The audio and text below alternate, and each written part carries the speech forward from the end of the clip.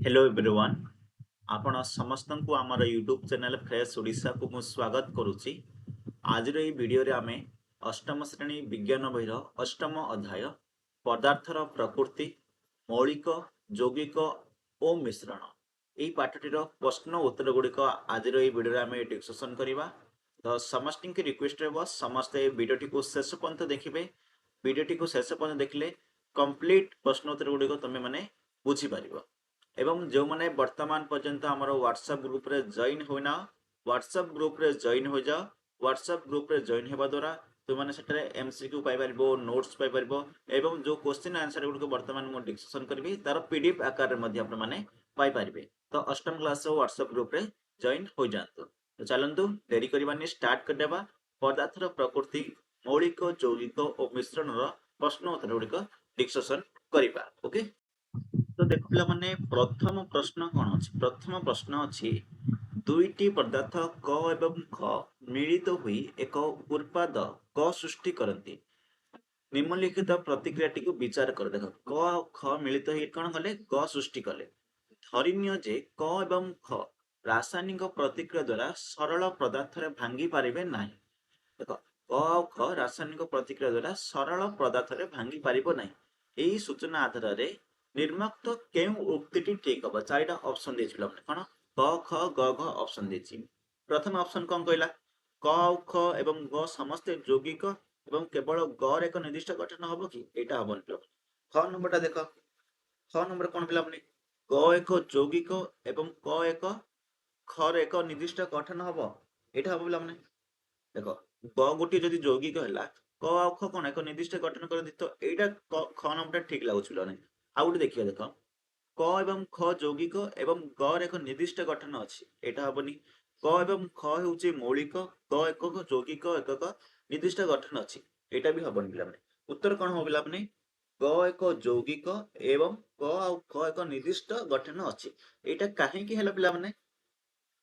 देख क आ ख रासायनिक प्रतिक्रिया रे सरल पदार्थ भांगी पार नथिबारु सेगुडी कोन पिला माने सेगुडी होउची मौलिक। मौलिक कौन जानिଛ तो दुईटी मौलिक रासायनिक भाव में मिसी ग सृष्टि करुथिबारु ग एक पिला माने यौगिक हबो। अर्थात ग एक यौगिक क एक निर्दिष्ट गठन करती। तो ऑप्शन ख टा होची सटीक आंसर। एबे दुई को जिबा। दुई कौन कहछि स्पष्टोति वायु एक मिश्रण कारण कौनसी रासायनिक परिवर्तन न घटी दुई किंबा तत्वाधिक पदार्थ मिसी एक मिश्रण सृष्टि हुए बोली कहला। आर कौन ऑप्शन दीछि देख ऑप्शन दीछि कौन उभय स्पष्टोक्ति एवं कारण सत्य एवं कारण हेउची स्पष्टोक्तिर सठिक व्याख्या। पिलाମାନେ ଦେଖ କ ନମ୍ବରଟା ଠିକ ଅଛି। ତାପରେ କଣ କହିଛି ଦେଖ ख ଗ ଘ ଦେଖ କ ନମ୍ବରଟା ତ ଠିକ ହେଲା ଆଉ ଆଗକୁ ଯିବାର ଆବଶ୍ୟକ ନାହିଁ। ଦେଖ ଉଭୟ ପିଲାମାନେ ସ୍ପଷ୍ଟୋକ୍ତି ହେବେ ଏବଂ କାରଣ ସେଟା ସତ୍ୟ ଏବଂ କାରଣ ହଉଛି ସ୍ପଷ୍ଟୋକ୍ତିର ସଠିକ ବ୍ୟାଖ୍ୟା ପିଲାମାନେ ବୁଝିଲ ନା। এটা କାହିଁକି ହବ ମୁଁ କୋଶ୍ଚିନ ଦେଖ ବାୟୁରେ କଣ ନାଇଟ୍ରୋଜେନ ଅମ୍ଳଜାନ ଅଙ୍ଗାରକାମ୍ଳ ଆଦି ଅନେକ ପଦାର୍ଥ କୌଣସି ରାସାୟନିକ ପରିବର୍ତ୍ତନ ବିନା ମିଶି ଯାଆନ୍ତି ତେଣୁ ବାୟୁ ଏକ ମିଶ୍ରଣ ପିଲା ବୁଝିଲ।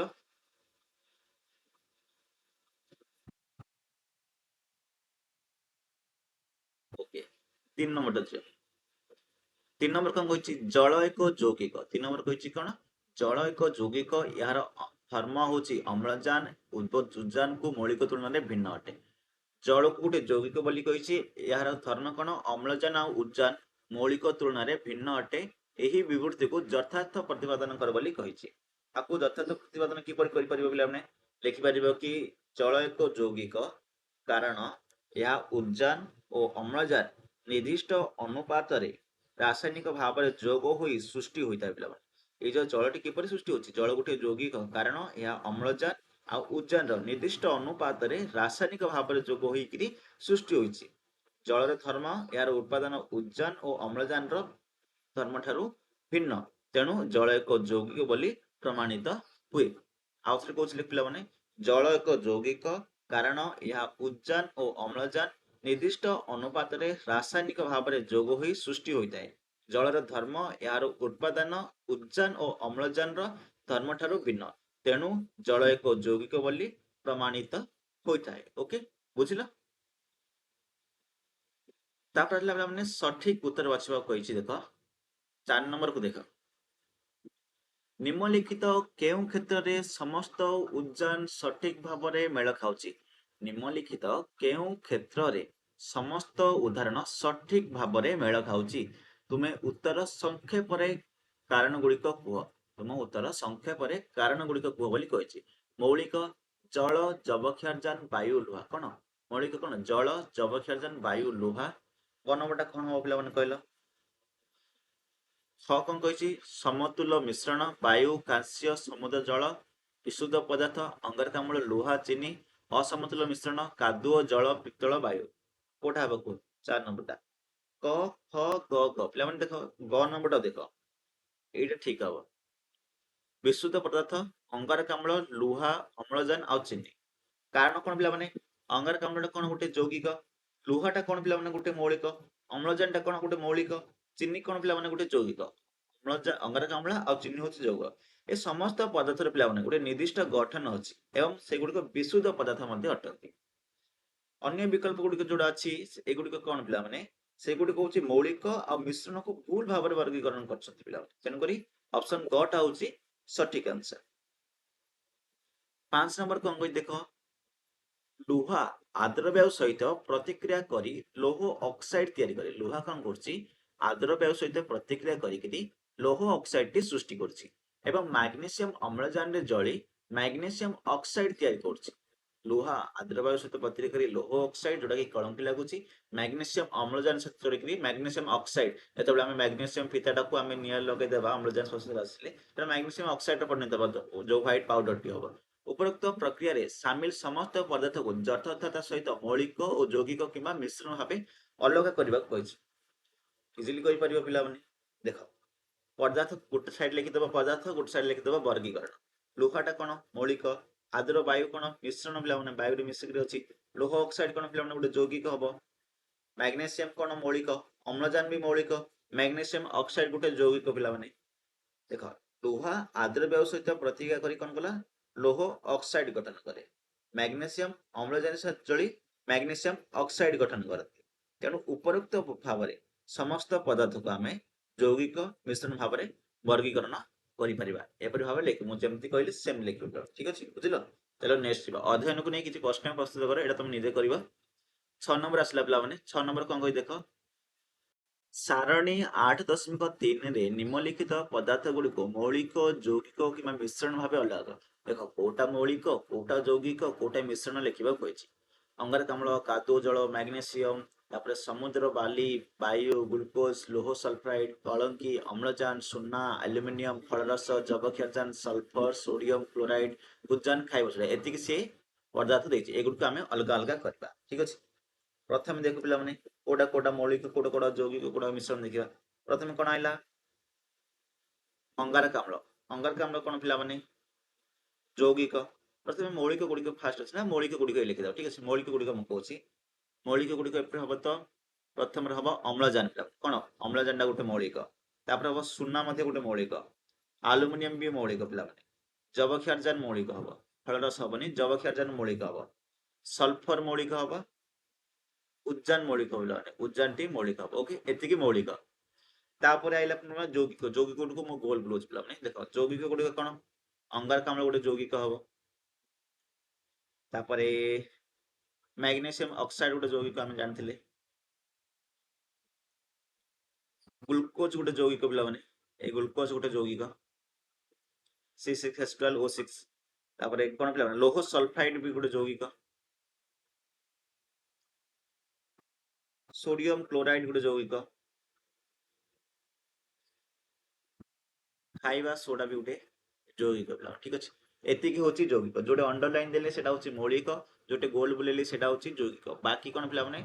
मिश्रण। जपरिक कादुओ हो कि समुद्र जल हो, बाली, वायु, कलंकी, फलरस, ए सब मिश्रण पिला माने। ओके, चलो नेक्स्ट थिबा। एथिमध्यरु शुद्ध पदार्थ गुड़िक चिन्हट कर एवं तले श्रेणी तालिकाभुक्त कर बोली कहिछि। एगुड़िकर शुद्ध पदार्थ गुड़िक कोडा बोली कहिछि। शुद्ध पदार्थ कौन पिला माने? अम्लजान गोटे शुद्ध पदार्थ, सुना गोटे पदार्थ, आलुमिनियम गोटे शुद्ध पदार्थ, जबक्षारजान शुद्ध पदार्थ, सल्फर, उज्जान, अंगारकाम्ल, मैग्नेशियम ऑक्साइड, ग्लूकोज, लौह सल्फाइड, सोडियम क्लोराइड, ଆଉ ଖାଇବା ସୋଡା ଏତିକି ହଉଛି शुद्ध पदार्थ पिलाମାନେ ବୁଝିଲ। ଆଉ ବାକି ଯେତିକି ରହିଲା ବିଶୁଦ୍ଧ ପଦାର୍ଥ। 7 ନମ୍ବର क्वेश्चन କଣ କହିଛି ଦେଖ, ଯେତେବେଳେ ଲୁହା ଗୁଣ୍ଡ ଏବଂ ସଲଫର ପାଉଡର ଗରମ କରାଯାଏ, ଯେତେବେଳେ କଣ ଲୁହା ଗୁଣ୍ଡକୁ ସଲଫର ପାଉଡର ସହିତ ଗରମ କରାଯାଏ ସେତେବେଳେ କେଉଁ ନୂଆ ପଦାର୍ଥଟି ସୃଷ୍ଟି ହୁଏ ବୋଲି କହିଛି ଏବଂ ଏହା ମୂଳ ମିଶ୍ରଣ ଠାରୁ କିପରି ଭିନ୍ନ। संपुक्त प्रतिक्रिया ପାଇଁ ଶବ୍ଦ ସମୀକରଣ ଲେଖ। ଦେଖ ସେ କହିଛି ଯେତେବେଳେ ଲୁହା ଗୁଣ୍ଡ ଏବଂ ସଲଫର ପାଉଡର ଗରମ କରାଯାଏ ସେତେବେଳେ କେଉଁ ନୂଆ ପଦାର୍ଥଟି ସୃଷ୍ଟି ହେଉଛି, ଏହାର ମୂଳ ମିଶ୍ରଣ ଠାରୁ କିପରି ଭିନ୍ନ, ସଂପୃକ୍ତ ପ୍ରତିକ୍ରିୟା ପାଇଁ ଶବ୍ଦ ସମୀକରଣ ଲେଖ ବୋଲି ସେ କହିଛି। ତ ପ୍ରଥମେ ତ ଲେଖିଦେବ ଲୁହା ଗୁଣ୍ଡ ଆଉ ସଲଫର ପାଉଡରକୁ ଯଦି ଆମେ ଗରମ କରିବା ଲୌହ ସଲଫାଇଡ ମିଳିବ, ଆଇରନ୍ ସଲଫାଇଡ ମିଳିବ ପିଲା। ଆଇରନ୍ ସଲଫାଇଡ ନାମ କୋଟେ କଣ ମିଳିବ, ଆଇରନ୍ ସଲଫାଇଡ ଟା କଣ ଗୋଟେ ଯୌଗିକ ପିଲାମାନେ ଯୌଗିକ ସୃଷ୍ଟି କରୁଛି। ଲୁହା ଗୁଣ୍ଡ ଓ ସଲଫର ପାଉଡରକୁ ଗରମ କଲେ ଲୌହ ସଲଫାଇଡ ମିଳିବ ନାମକ ଗୋଟିଏ ଯୌଗିକ ପଦାର୍ଥଟି ମିଳିବ ସୃଷ୍ଟି ହବ। ଯଦି ସେଟାକୁ କହିଛି ଶବ୍ଦ ସମୀକରଣ ଲେଖ କହିଲେ ଏମିତି ଲେଖିଦବ ପିଲାମାନେ। ପ୍ରଥମେ ଲେଖିଦବ ଲୁହା,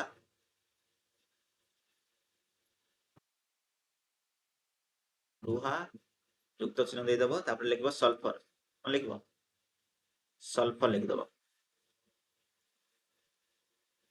ତାପରେ ଏମିତି ତୀର ଚିହ୍ନ ଦେଇକି ଲେଖିଦବ ଲୌହ ସଲଫାଇଡ, ଲୌହ ସଲଫାଇଡ। ଓକେ, ତାପରେ କଣ କହିଛି ଆଉ ଦେଖ, ସମ୍ପୂର୍ଣ୍ଣ ପ୍ରତିକ୍ରିୟା ଶବ୍ଦ ସମୀକରଣ ଲେଖ, ଏହା ମିଶ୍ରଣ ଠାରୁ କିପରି ଭିନ୍ନ ବୋଲି ପଚାରିଛି। ମିଶ୍ରଣ ଠାରୁ କଣ ପାର୍ଥକ୍ୟ ପିଲାମାନେ ରହିଛି ଦେଖ, ଲୁହା ଆଉ ସଲଫର ମିଶ୍ରଣରେ ପିଲାମାନେ ଉଭୟ ନିଜ ନିଜ ଧର୍ମ ବଜାୟ ରଖନ୍ତି। ଲୌହ ସଲଫାଇଡର ଧର୍ମ ଲୁହା ଆଉ ସଲଫର ଠାରୁ ଭିନ୍ନ ରହିଥାଏ। ମିଶ୍ରଣକୁ ଭୌତିକ ପ୍ରତିକ୍ରିୟା ଅଲଗା କରିଥାଏ। ଠିକ ଅଛି, ମିଶ୍ରଣ ଭୌତିକ ପ୍ରକ୍ରିୟା କଣ ଅଲଗା କରିବ, କିନ୍ତୁ ଲୌହ ସଲଫାଇଡକୁ ଭୌତିକ ପ୍ରକ୍ରିୟାରେ ଅଲଗା କରି ହୁଏ ନାହିଁ। ଆଉ ଥରେ କହୁଛି ପିଲାମାନେ, ମିଶ୍ରଣକୁ ଭୌତିକ ପ୍ରକ୍ରିୟାରେ ଅଲଗା କରି ହୁଏ କିନ୍ତୁ ଲୌହ ସଲଫାଇଡକୁ ଭୌତିକ ପ୍ରକ୍ରିୟାରେ ଅଲଗା କରି ହୁଏ ନାହିଁ। ବୁଝିପାରିଲ? ଓକେ, 8 ନମ୍ବର क्वेश्चन ଯିବା। 8 ନମ୍ବର କଣ क्वेश्चन କହିଛି, ଏକ ପଦାର୍ଥକୁ ଏକ ମୌଳିକ ଏବଂ ଯୌଗିକ ଉଭୟ ଭାବରେ ଅଲଗା କରିବା ସମ୍ଭବ କି, କାହିଁକି କିମ୍ବା କାହିଁକି ନୁହେଁ କୁହ। ତ ଆର ଉତ୍ତର କଣ ହବ ପିଲାମାନେ, ଦେଖ ଉତ୍ତର ହବ ପିଲାମାନେ ନା, ସମ୍ଭବ ନୁହେଁ। କାହିଁକି ଦେଖ, ଏକ ପଦାର୍ଥକୁ ଏକା ସମୟରେ ମୌଳିକ ଓ ଯୌଗିକ ଭାବରେ ବର୍ଗୀକରଣ କରିବା ସମ୍ଭବ ନୁହେଁ। କାରଣ ହଉଛି ମୌଳିକ ହେଉଛି ଏକ ପ୍ରକାରର ପରମାଣୁରୁ ଗଠିତ ବିଶୁଦ୍ଧ ପଦାର୍ଥ ପିଲା, ଯାହାକୁ ରାସାୟନିକ ଭାବରେ ଆହୁରି ସରଳ ପଦାର୍ଥରେ ବିଭକ୍ତ କରିହୁଏ ନାହିଁ। ଅନ୍ୟ ପକ୍ଷରେ କଣ ଯୌଗିକ ଦୁଇ କିମ୍ବା ତାଠୁ ଅଧିକ ମୌଳିକ ନିର୍ଦ୍ଦିଷ୍ଟ ଅନୁପାତରେ ମିଶିକିରି ରାସାୟନିକ ପ୍ରକ୍ରିୟା ମିଶିକିରି ଗଠନ ହୋଇଥାନ୍ତି। ବୁଝିଲ ନା? ଆହୁରି କଣ, ଜଳ ଯଦି ଗୋଟେ ଯୌଗିକ ହୁଏ ନାହିଁ, ଉଦ୍ଜାନ ଅମ୍ଳଜାନ ମିଶ୍ରଣ ହୋଇଥାନ୍ତା ପିଲାମାନେ, ତେବେ ଜଳର ଧର୍ମ କଣ ସମ୍ପୂର୍ଣ୍ଣ ଭିନ୍ନ ହୋଇଥାନ୍ତା। ଉଦ୍ଜାନ ଜ୍ୱଳନଶୀଳ ଏବଂ ଅମ୍ଳଜାନ କଣ ଜ୍ୱଳନରେ ସହାୟକ ହୋଇଥିବାରୁ ପିଲାମାନେ ସେଇ ମିଶ୍ରଣକୁ ନିଆଁ ଲାଗିବାରେ ସମ୍ଭାବନା ରହିଥାନ୍ତା। ଫଳରେ କଣ ଜଳ ଆମର ଦୈନନ୍ଦିନ ଜୀବନରେ ପାନୀୟ କିମ୍ବା ହଉ, କୃଷି ହଉ, ଅନ୍ୟାନ୍ୟ କାମରେ ମଧ୍ୟ ବ୍ୟବହାର ଯୋଗ୍ୟ ହୋଇପାରୁ ନଥାନ୍ତା। ବୁଝିଲ? କ୍ଲିୟର ପିଲାମାନେ? 9 ନମ୍ବର ପର୍ଯ୍ୟନ୍ତ ହେଇଗଲା। ଏଇଟା 9 ନମ୍ବରଟା କହିଲି ପିଲାମାନେ। ଏବେ ଯୋଉ କହିଲି ଜଳ ଆଉ ଭିତରେ କଣ କହିଲି, 8 ନମ୍ବରଟା ଜାଣିଲ, ଏଇଟା କାହିଁକି କହିଲି ମୁଁ ଅଲରେଡି ତମକୁ। ଆଉ ଥରେ କହିଦଉଛି 9 ନମ୍ବରଟା ଶୁଣ। ସେ କହିଛି କି ଜଳ ଯଦି ଏକ ଯୌଗିକ ଉଦ୍ଜାନ କିମ୍ବା ଅମ୍ଳଜାନର ମିଶ୍ରଣରେ ହୋଇଥାନ୍ତା ତାହେଲେ ଆମର ଦୈନନ୍ଦିନ ଜୀବନରେ କିପରି ପ୍ରଭାବିତ ହୋଇଥାନ୍ତା। ଦେଖ, ଜଳର ଧର୍ମ କଣ ସମ୍ପୂର୍ଣ୍ଣ ଅଲଗା। ଉଦ୍ଜାନ ଜ୍ୱଳନଶୀଳ ଏବଂ ଅମ୍ଳଜାନ ଜ୍ୱଳନରେ ସହାୟକ ହୋଇଥିବାରୁ ସେଇ ମିଶ୍ରଣକୁ ନିଆଁ ଲାଗିବା ସମ୍ଭାବନା ରହିଥାନ୍ତା। ଫଳରେ କଣ ଜଳ ଆମର ଦୈନନ୍ଦିନ ଜୀବନରେ ବ୍ୟବହାର କାର୍ଯ୍ୟ ହୋଇପାରୁ ନଥାନ୍ତା। 10 ନମ୍ବର କହିଛି କି ଚିତ୍ର 8.24 କୁ ବିଶ୍ଳେଷଣ କରିବାକୁ କହିଛି ପିଲାମାନେ। ଗ୍ୟାସଟିକୁ ଚିହ୍ନଟ କର, ରାସାୟନିକ ସମୀକରଣ ମଧ୍ୟ ଲେଖ ବୋଲି କହିଛି। ଏଇଟା ପିଲାମାନେ ତମେ ନିଜେ କରିଦେବା, ଚିତ୍ରଟିକୁ ଦେଖିଥିଲ। ଠିକ ଅଛି, ତାପରେ 11 ନମ୍ବର ହେଲା କେବଳ ଅଧାତୁରୁ ତିଆରି ଯେକୌଣସି ଦୁଇଟି ଯୌଗିକର ନାମ ଲେଖ, ପ୍ରତ୍ୟେକର ଦୁଇଟି ବ୍ୟବହାର ଗୁଡିକ ଲେଖ ବୋଲି କହିଛି। ଅଧାତୁରୁ ତିଆରି ପିଲାମାନେ, ଅଧାତୁରୁ ତିଆରି ଦୁଇଟି ଯୌଗିକ କଣ କଣ, ଗୋଟେ ହବ କଣ ଜଳ କରିପାରିବ, ଆଉ ଗୋଟେ କଣ ନେଇପାରିବ ଅଙ୍ଗାରକାମ୍ଳ ନେଇପାରିବ। ଜଳ କଣ H2O, H2O କଣ ଉତ୍ପାଦନ ଗୁଡିକ କଣ କଣ ତାର, ଜଳର ଉତ୍ପାଦନ ଗୁଡିକ କଣ ଉଦ୍ଜାନ ଆଉ ଅମ୍ଳଜାନ। ଉଭୟ ପିଲାମାନେ କଣ ଅଧାତୁ। ବ୍ୟବହାର କଣ ହଉଛି ପାନୀୟ ଭାବରେ ବ୍ୟବହୃତ ହଉଛି, କୃଷି ଓ ଶିଳ୍ପରେ ବ୍ୟବହୃତ ହଉଛି। ସେପରି ଅଙ୍ଗାରକାମ୍ଳ ନେଇପାରିବ CO2, ଅଙ୍ଗାରକ ଆଉ ଅମ୍ଳଜାନ ମିଶିକିରି ଅଙ୍ଗାରକାମ୍ଳ ହଉଛି, ଯୋଉଟା କି କଣ ଉଭୟ କଣ ଅଧାତୁ। ଅଗ୍ନି ନିର୍ବାପକ ପାଇଁ ବ୍ୟବହାର କରାଯାଉଛି, ନିଆଁ ଲିଭାଇବାରେ ବ୍ୟବହାର କରାଯାଉଛି, କାର୍ବୋନେଟ ପାନୀୟ ପ୍ରସ୍ତୁତି କରିବାରେ ମଧ୍ୟ ବ୍ୟବହାର କରାଯାଉଛି। ବୁଝିଲ 11 ନମ୍ବରଟା। 12 ନମ୍ବରକୁ ଯିବା।